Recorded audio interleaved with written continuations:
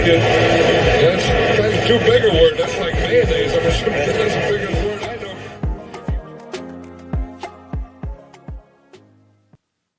Hello, everybody, and welcome on into the final cover two of the second cover two of the year. We did one after the new year already.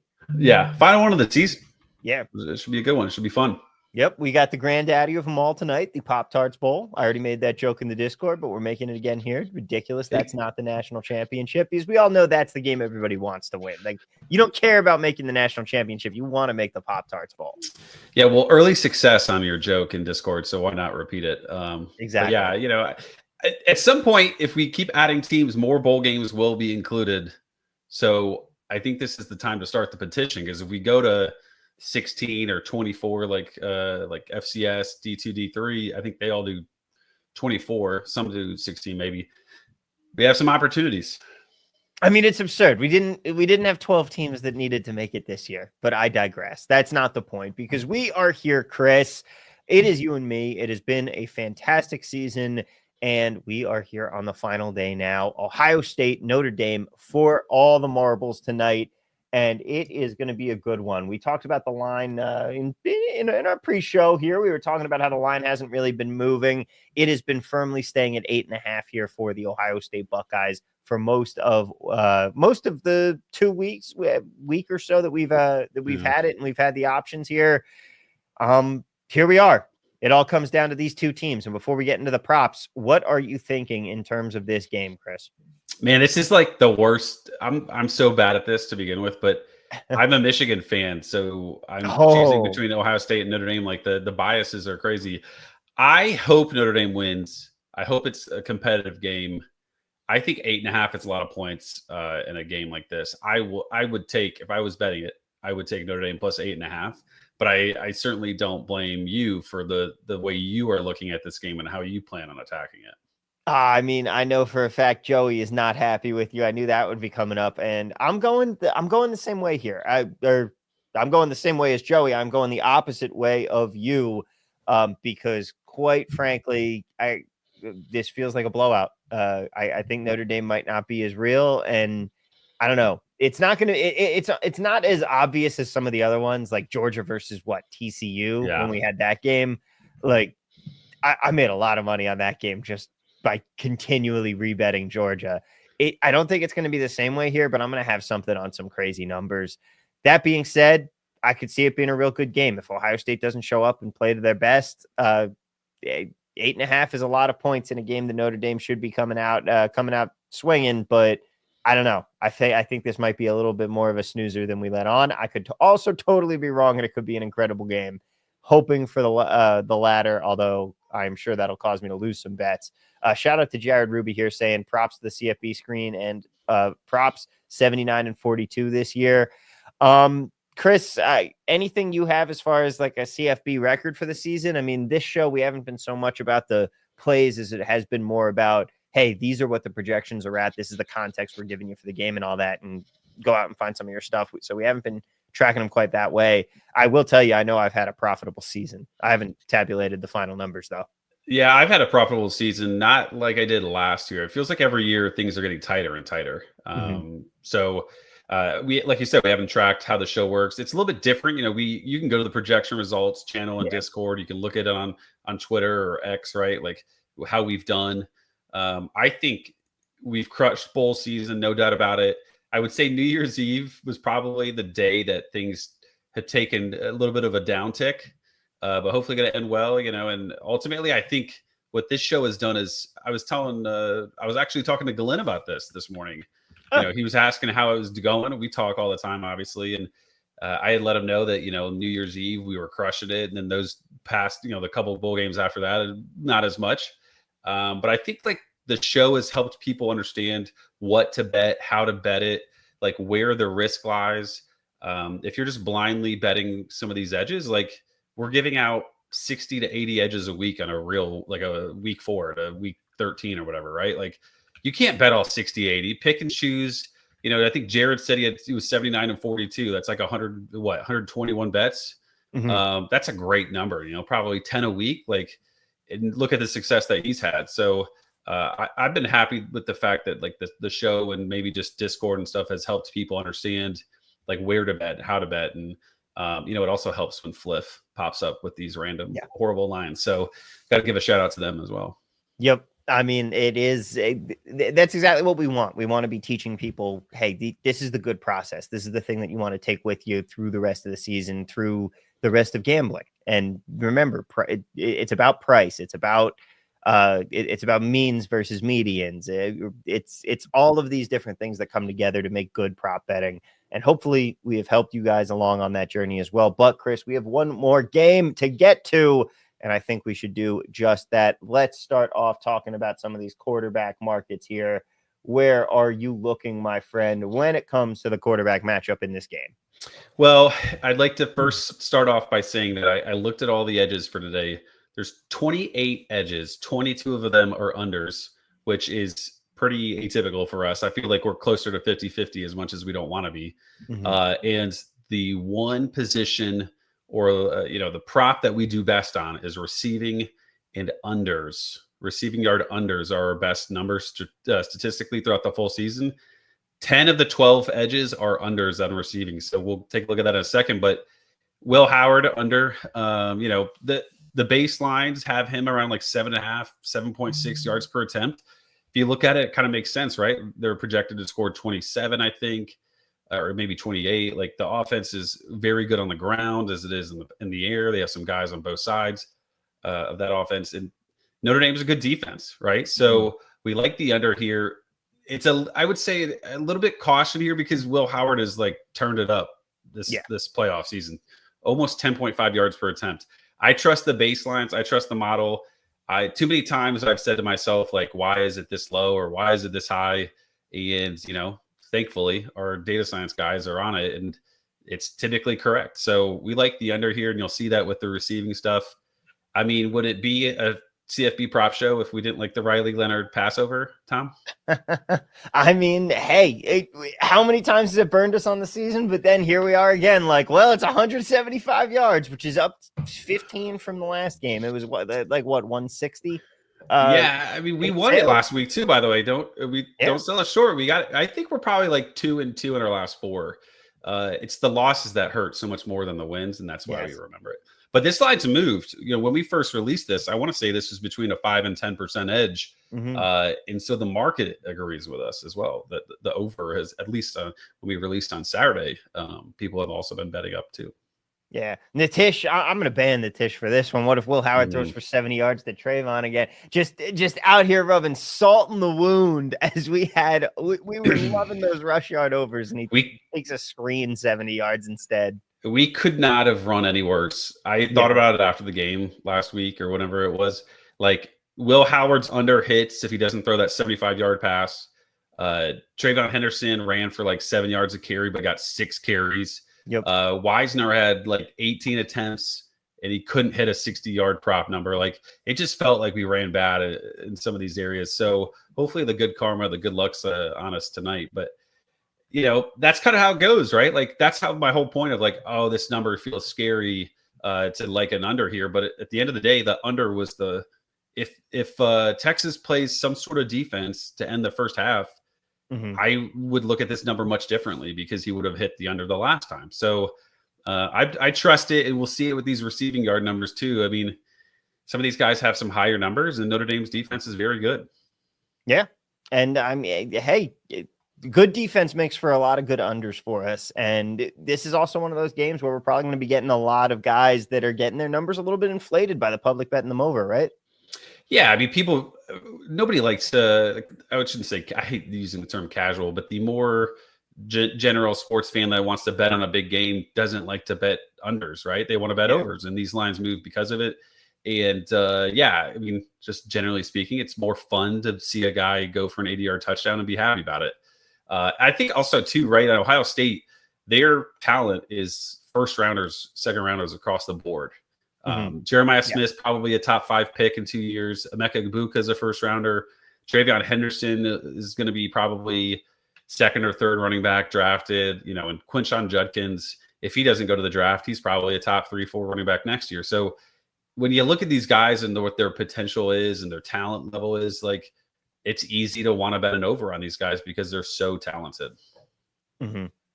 Yeah, it makes you want to do it, but if Notre Dame's defense can actually show up in this game like you think that they're gonna, it could create a ton of great opportunities here. And you know what we always like to say, it's betting unders that's going to make you money. Like it's easier to bet on things not to happen than it is to bet on things to happen. And what about this, by the way? Do you know how many passing yards Drew Aller threw to receivers in that game against Notre Dame? How many? 0. Wow. So Notre Dame, I mean, Penn State's offense is definitely running back and tight end focused, but they've shown a little bit to stop some pass game to the receivers. I mean, that's just hilariously bad by Drew Aller. But yeah, I think Notre Dame's defense is strong in the secondary. Think about the guys they've had in the past be successful and go to the NFL ranks. Like Kyle Hamilton's probably a top 3 safety in the NFL. Guy was at Notre Dame. They just do a good job on the secondary, and we'll see that be helpful. Do a decent job with the pass rush. They're down a defensive tackle who's really good. I think leads the team with sacks, but they've made it this far with him being out a couple of games already. So I like the unders here. And if you want to kick it over to the receiving yards, we can take a look specifically at them. Let's do it. Across the board, right? I said 10 of 12. I'm fairly positive that number is still true. I will say what's interesting going into this game is what does Notre Dame do defensively to try to stop Jeremiah Smith? Do they do what Texas did and they shade a safety over him at all times, and basically Jeremiah Smith gets 3 to 4 targets? Because if they do that, which is not what we have projected, it'd be crazy to do that. But if they do that, then that Carnell Tate that's under 40 and a half at FanDuel, that's going to be a tough bet because they're going to start filtering targets to Tate, maybe filtering targets to Emeka Egbuka, who we like as a almost 23% edge. If Notre Dame plays true and doesn't kind of focus on one guy to stop defensively, then that's essentially what we have projected. And I think we're in line for some really good unders across all these different guys, obviously knowing that 1 or 2 of 6 or 7 might go over. But I think, in line with the Will Howard pass unders, these receiving unders make sense too. Yeah, I mean, as we see in the chat here, though, Andrew pointing out, hey, if they do man defense versus Jeremiah Smith and Mbuka, that's going to be a really tough one. And Joey's saying the same thing. If they really do play man defense tonight, the score could be a lot to a little quickly. A lot of Ohio State love coming in there. Sometimes it's too obvious, right? I'm a Lions fan. Everybody was betting the Lions against the Commanders. What happens? Right. So sometimes things happen. I'll say, I doubt if they go man to man on Egbuka or, specifically with Jeremiah Smith, with how he can stretch the field, there's going to be a little bit of safety help. They're not going to just go man to man and I mean, they might blitz everybody once or twice. Right. But there's going to be some safety help in the background. So, I would agree, right? You're probably better off going zone against this type of offense, but there'll be some help regardless. Yeah. Now let's talk about some of the other ones. How about any of these wide receivers on the Notre Dame side? Yeah. So Notre Dame, I think the big one to look at is Bo Collins. He's like your typical X receiver. He transferred over from Clemson. Never really been that great. His line is super low. I mean, this thing started probably 18 and a half, I think, and now it's down to 10 and a half at FanDuel. You can still get it at 14 and a half at ESPN. The thing with him is he's battling a calf injury. And I think everybody is guessing that he will be ineffective in the passing game and, could potentially get, re-injure himself on play 4 and not play another snap. So that's why people have been betting that one down. They say he's 100%, but then that was, I think, on the 18th. So a couple of days ago. And then they also say that the 18th was his first day running full speed. There's some contradicting comments that make me believe that Bo Collins is probably closer to seriously banged up than 100%. And Notre Dame likes to use the whole 100% term a lot with some of these different injuries. So under starts there. If he doesn't play, Jaden Thomas is the guy that benefits the most, but I don't think he even has any lines out there, to be honest. And I don't think he impacts the Bo Collins injury to me. Doesn't really impact Great House or Jordan Faison, Mitchell Evans. So I wouldn't necessarily worry about him not playing and you betting under on those other guys. I don't think they're, the guy that I would be worried about is is Jaden Thomas specifically. So I think we're clear on that one. No risk with that injury, at least from that area. Mm-hmm. Yeah. I mean, you look at Bo Collins' number at 10.5, 11.5. Fanatics hanging a weird 15.5. ESPN doing something similar with the juice. But it's not like this is a guy who we're expecting, oh, he's out, this is going to change every projection. No, not at all. And honestly, the shift in targets has gone away from him even pre-injury. It's quite possible he gets 2 to 3 targets max. Now, that makes a line like 10.5 scary because, he's not like a screen guy. He's more of like a true like X receiver that runs like outs and down and backs and maybe a long run, like a long pass type of target. But I think what's really interesting for him is if you wanted to look at where you can get his under receptions. So if you go those, his number's at 1.5 on a bunch or a few places at least. It looks like you can get a ESPN. That one to me feels like a little bit more likely. I think, right? We always talk about what are those predictive stats that are more likely to, not be dealing with volatility and randomness, like receptions and attempts and carries, that type of thing is always helpful. So I like the under 1.5 there. You got to pay up a little bit on the juice, but I think that's a good one. Yeah. Not showing any edge here on the receptions market for G Scott, as Joe Lappy in the chat is asking about. But yeah, Bo Collins, I agree with you. I think that you're getting a little bit more mileage here out of the under 1.5, but it is at minus 160 over at ESPN Bet. Yeah, I think it's bird in hand, two in the bush. Like which way would you want to attack it? It's truly up to you how you want to handle it. I think ultimately he could play 5 snaps and sit. So like, does it really matter if it's a 10.5 yard line, a prop or what have you? Mitchell Evans is a really interesting player. You have to kind of think about, before betting this, I would look at the game and how you think it's going to go, because these passing, I mean, they might have to throw it a bunch if they're playing from behind. If you're like you, Tom, where you're thinking about betting like Ohio State probably minus 27.5 or something, right? Like you probably don't want to bet some of these unders on these small lines because they're going to be playing from behind and throwing the ball a bunch. So that's something to keep in mind. But also too, Mitchell Evans, more typically he is a 3-4 catch guy, but last game, lots of dump offs to him early. They kind of tried to negate the pass rush of Penn State by getting rid of it early and quickly to him. But against Georgia, he was barely used. So a little bit of volatility there, and just how are they going to, do they need to put an extra guy in to block like an Evans, or will they go with quick routes and involve him in the game? So I think the under is good there, but just to keep that in mind. And then Jordan Faison, I think Faison's an interesting name because he had 10 targets against Georgia, had a huge game, had a nice game against Penn State as well, but we saw those targets dip back down to something more normal for him. I think it was 4 targets in that game compared to the 10 against Georgia.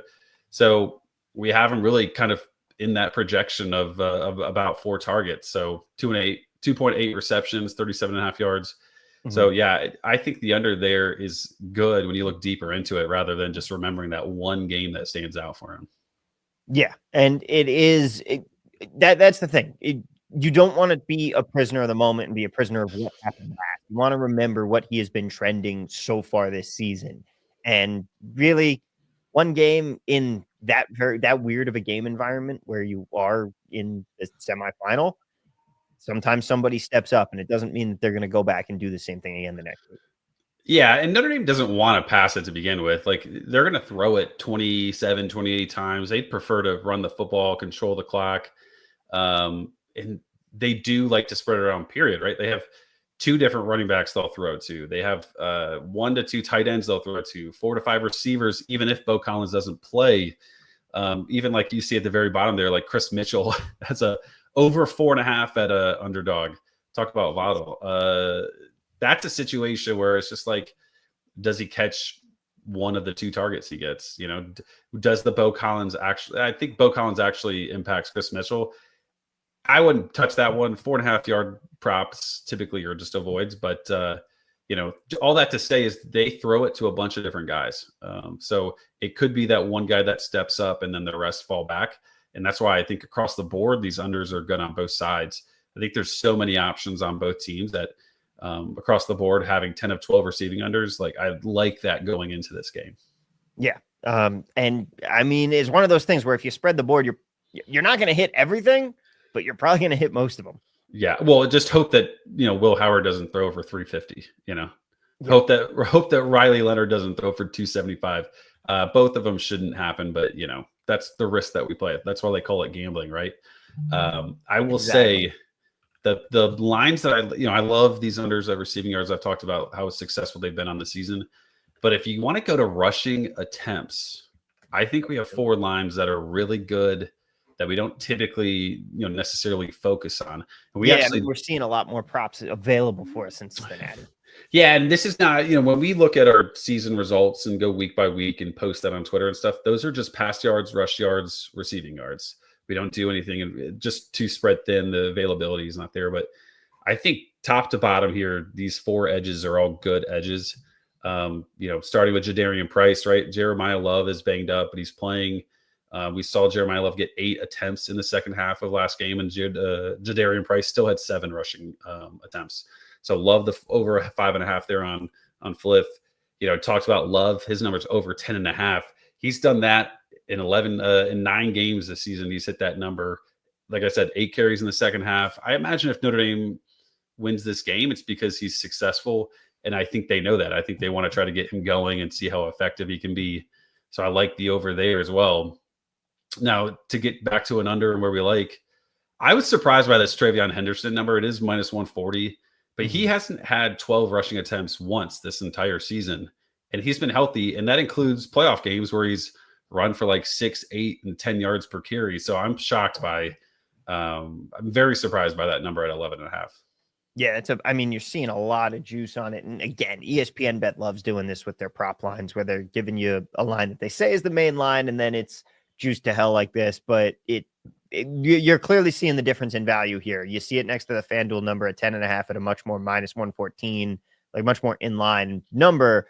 And we're saying this is mispriced and you have a massive edge when it comes to getting that extra carry. Yeah, he's hit 11 different times. When you look at this game, Judkins is like, Trevion's the big hitter, right? I just rattled off his yards per carry in all those games. Like he hits the big play. He had that 75-yard screen pass for touchdown, right? Mm-hmm. Judkins is your in between the tackles, try to control the football, get the tough yards type of guy, north-south compared to that east-west that Henderson is. So Judkins is the guy that gets the more of the carries. And I like that. Even I was going to say, like, even this over 12.5 at plus 103, I like. They had just 57 plays last game. That's why we only saw 9 rushing attempts for him. They threw it 33 times to 24 rushing attempts. That's a little bit atypical for them. They're closer to 50-50 routinely. So, I wouldn't be worried about last game's 9 carries because I think we see an uptick in plays. And I think we see a closer shift to 50-50, especially with them being, almost 10-point favorites, 8.5-point favorites. This game becomes kind of a blowout or they come in control, 2-3 touchdowns, second half. Like they're going to continue to run the football. Yeah. And especially like you mentioned, the spread is not saying this is going to be that close of a game. We expect Ohio State to be playing in front. Yeah. Everybody expects this to be an Ohio State control the game situation. So they could get there with some big plays in the passing game. But that would even further help our under on, Henderson, less plays that he just needed on the field. The one thing I'll say is Henderson is final. This is his final game. It's the whole water boy joke of no holding back now type of thing. Yeah. I do wonder, maybe if they're up by 21 points, do they give him a little bit extra run? But I think that's a little bit too nitpicky to be considered. Yeah, I think I agree with you there. Natish says is the Jadarian Price rush attempts over good. Yeah, I that was to start. It was one that I really liked. I mean, at the end of the day, he could get. We are projecting him with Love at a strong amount of usage, right? We have Love at 11.2 carries.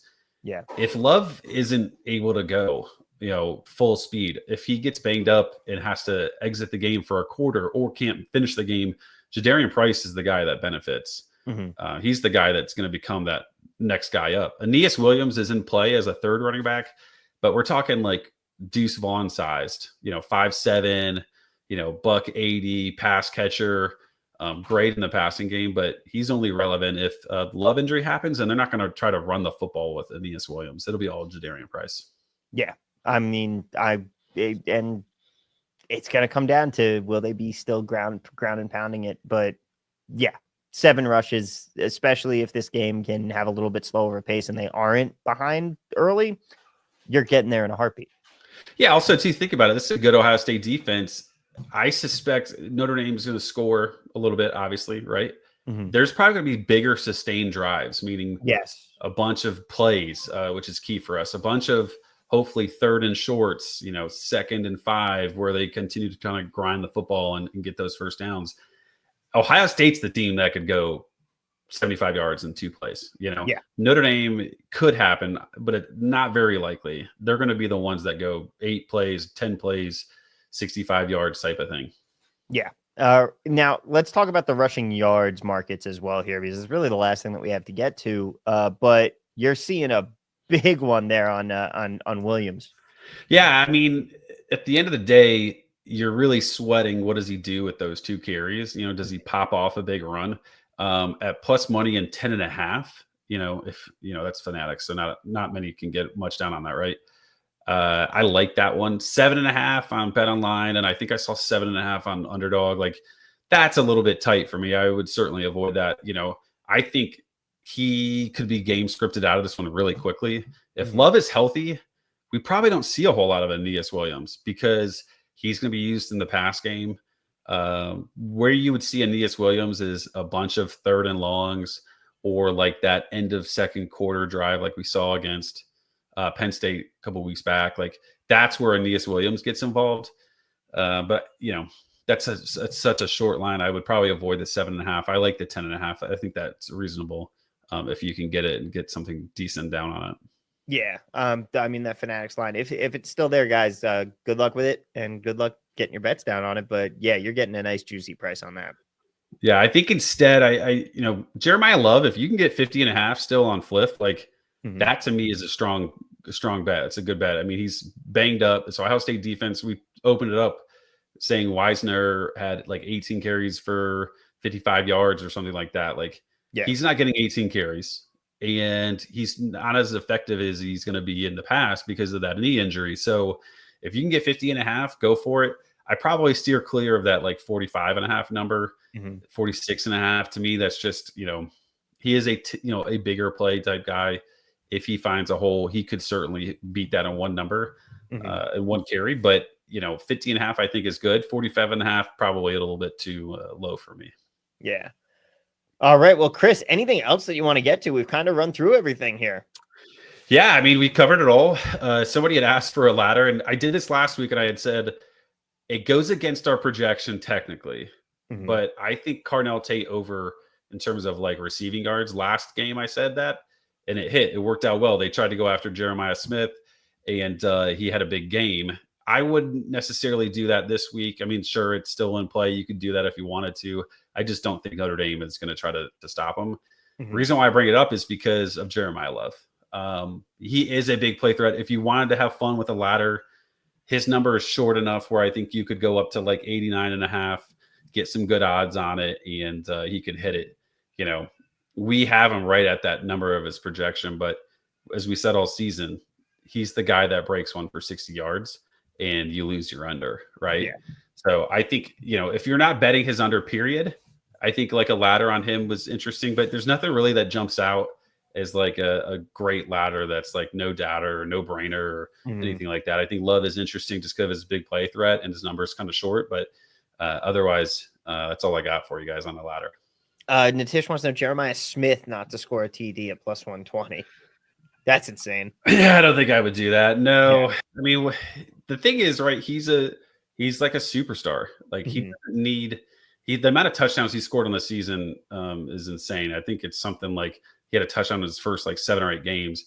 I just don't think there's a reason to bet it because he could be completely game scripted out. He could be Texas defensive styled out and not be a part of the offense. But if they get in the goal line, he's easily going to be one of their top targets. So I would just avoid that. Joey saying dancing with the devil there, Natish. Yeah, I mean, plus 120 on a no is absolutely wild. But yeah, and like betting a guy that's so good at so good at what he does to not score is something I wouldn't recommend. Yeah. Well, Chris, I think that's going to do it for us here for what has been a fantastic season. It has been an absolute pleasure being with you. And thank you guys to everyone in the chat for coming out all season long, too. We appreciate everything you guys have helped us make the show. We look forward to growing it even more in the new year, in the new season when we get there. But for now, Chris, man, it has been an absolute pleasure again being here with you all season long. I am going to miss this, but we've got one more game to make it count and cash some tickets. Thank you so much again to everybody in the chat. Joey, Nitish. Nitish has been one of the guys all season long, I don't think he misses a live stream that we do. Absolutely. Thank you guys. Payday has one final question for us. Anyone have any prop projection sites to use? I would recommend Unabated. I would recommend unabated.com, quite frankly. We've got the college football props here that we just went through. We've got NBA props for you as well. We have WNBA props because that season is going to be coming up real soon on us as well. Yeah, stick around, be here with us. We love having you all. And thank you guys so much for another amazing season. Best of luck on this final game. Let's cash some tickets, and we'll see you guys next year.